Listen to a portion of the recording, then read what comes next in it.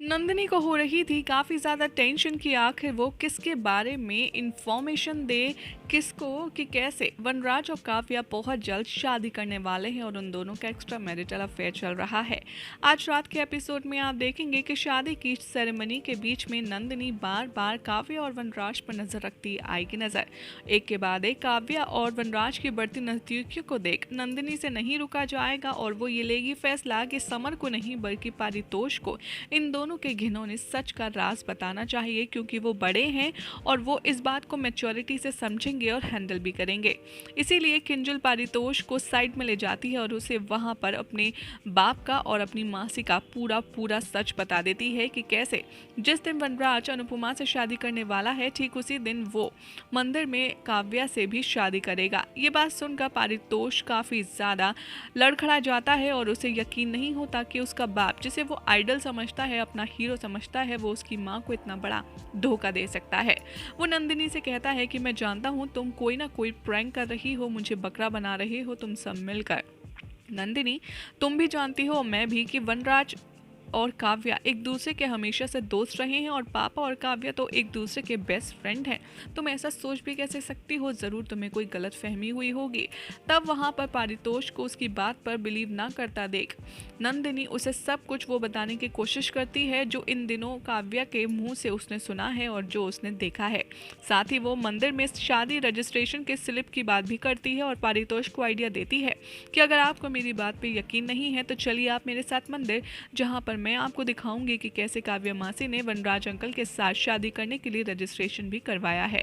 पारितोष नंदिनी की बात को कंफर्म करने के लिए उसके साथ मंदिर जाता है, जहां पर सारा दूध का दूध और पानी का पानी हो जाता है, क्योंकि रजिस्टर में वनराज शाह और काव्या की शादी का रजिस्ट्रेशन वो खुद अपनी आंखों से देखता है, जिसके बाद उसे बिल्कुल भी यकीन नहीं होता कि अब वो क्या करे। यहाँ नंदिनी तोशु को सजेस्ट करती है कि मैं तो बाहर वाली हूँ लेकिन आप तो अनुपमा आंटी के बेटे हैं, आपके पास हक भी है और ये सही नहीं है। अगर हमने सही मौके पर इन दोनों को नहीं रोका तो अनुपमा आंटी की लाइफ बर्बाद हो जाएगी और ऐसा होना सरासर गलत है। उनका हक है ये जानना कि वनराज अंकल उन पर चीट कर रहे हैं।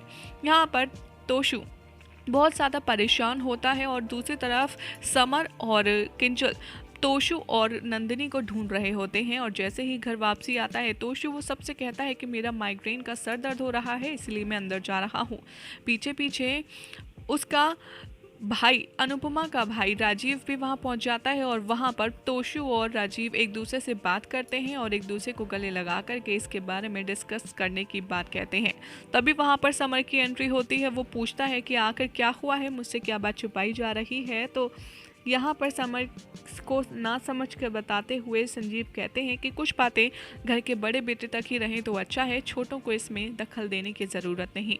एक तरफ तो समर को हो चली है टेंशन कि कोई ना कोई बात ऐसी है जिसकी वजह से घर वाले हैं परेशान, लेकिन मुझे नहीं बताया जा रहा है। दूसरी तरफ काव्या के साथ तोशु की बहस होती है और काव्या देती है तोशु को चैलेंज कि अगर उसे घर वालों को जाकर बताना है तो शौक से बताए, लेकिन प्यार एक तरफा नहीं होता। वनराज कोई बच्चा नहीं जो मैंने उसे फोर्स करके शादी के लिए मना लिया।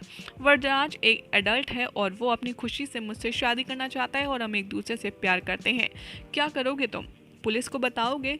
जाओ, शौक से बताओ, वो फिर वनराज को हवालात में डाल देंगे और मेरे साथ साथ तुम्हारे पापा भी जेल के सलाखों के पीछे होंगे। इस बात को सोचते सोचते तोशु घर आ जाता है और वनराज को बहुत ही शक भरी निगाहों से देखता है। अब देखना होगा बेहद इंटरेस्टिंग कि तोशु आकर किसकी साइड लेता है और क्या फैसला करता है।